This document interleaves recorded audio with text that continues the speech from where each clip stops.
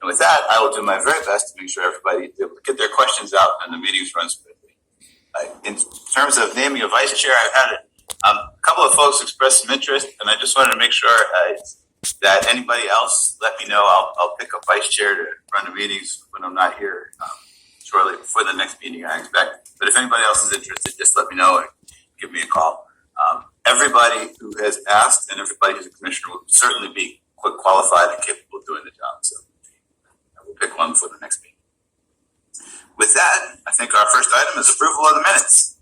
Included in your packets are copies of the minutes from the April 21, 2022 public meeting of the commissioners that took place in person and by video conference.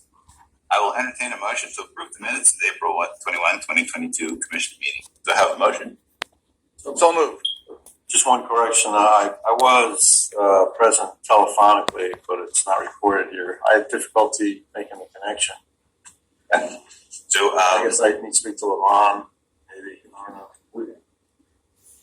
We can add. How about Commissioner Dorton? Can you make a friendly amendment to add Commissioner O'Connor to the minutes? Make a motion to amend the minutes to include Dr. O'Connor as participating in the last meeting. Thank you. And I think we had a second. I'll second. Me. So Dr. Bandari. Thank you, Commissioner Bandari. Seconded. All in favor? Aye. Aye. Aye. Are there any opposed? Great. The moved minutes have been approved.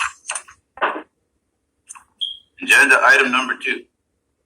Commissioners have received the written updates from our centers. Commissioners, do you have any questions on the written updates? If not, does the executive director have any updates? Thank you, Chairman Sargent. First off, on behalf of the staff, we want to congratulate you on your appointment as chair of the Healthcare Commission. Speaking for the staff, we look forward to working with you and all of the commissioners moving the commission staff views the commission as setting the agenda for our work, and that has continued throughout the time I've been executive director, and we continue to respond to the needs of the commission as chairs and commissioners change, but nonetheless, the commission itself sets the agenda. I did want to bring our commissioners up to date. Last month, you heard a update from Tracy Shields on all of the legislative proposals, actions that required action on our part. It's a little too early to talk about many of them, but several are already underway.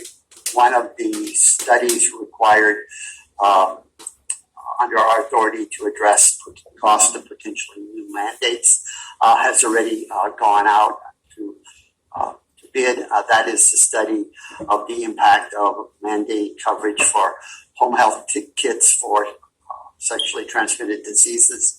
The other two potential mandates, one on expansion in vitro fertilization coverage, and the second on coverage for or equivalent coverage for physical therapy benefits, are in the development phase but are not out on the street.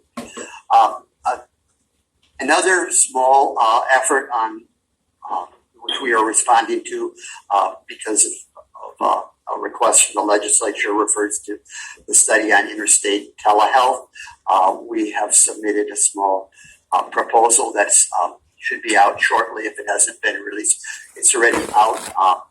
And we look forward to identifying a firm that can assist us in judging both the impact of interstate compacts for furthering interstate telehealth, the impacts of medical malpractice insurance coverage on telehealth services, and potential impacts on carriers' network participation as due to participation of out-of-state providers in the delivery of telehealth services.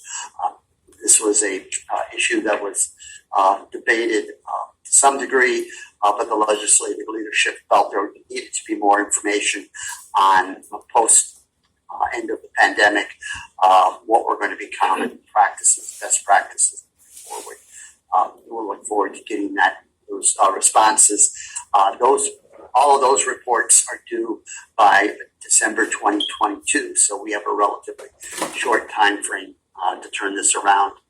Another very important bill was the two-sided incentive arrangements legislation. The Commission has a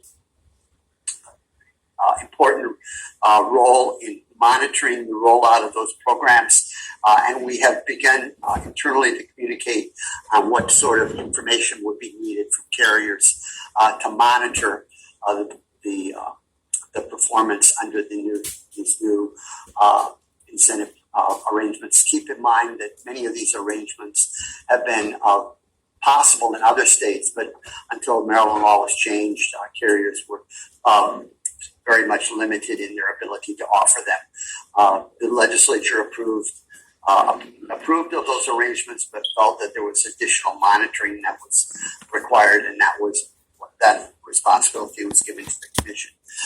We think that this type of activity falls very much in line with Commissioners' interest in capturing information on non-claim-based reimbursement more broadly. So we're thinking about this in a way that can encompass both the responsibilities under House Bill 1148 as well as a broader interest in how best to gather information on these new non-claim-based reimbursement systems going forward. The other piece of information post-session, we did get an inquiry from the Secretary's office on our willingness to participate and perhaps take a leadership role in a work group on developing a public awareness campaign on preventing workplace violence in healthcare settings.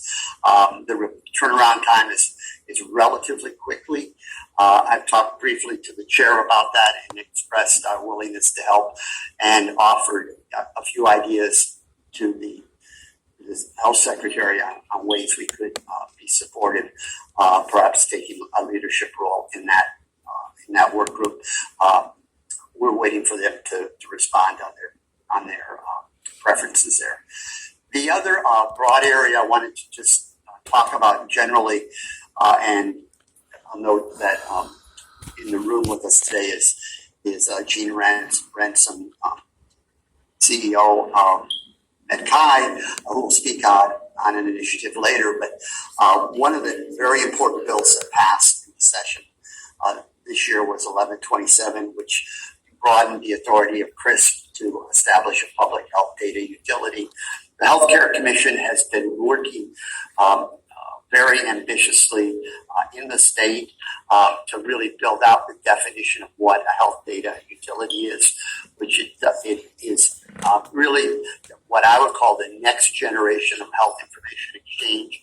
It engages the exchange combining and using data across a wide range of information flows, both clinical and administration sources to support clinical decision-making and public health.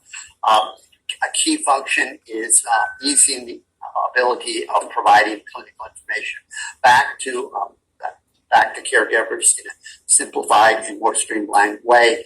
And most importantly, also to support public health projects, particularly the key role of public health in terms of surveillance and prediction, as well as what's recognized now as new roles for public health in addressing health equity, in furthering the development of new care models that can really achieve some of the broad goals here in Maryland that we seek to meet under the total cost of care model. David Sharp's team has taken a leadership role in that at the recent state meeting. I spoke on the our concept of the health data utility.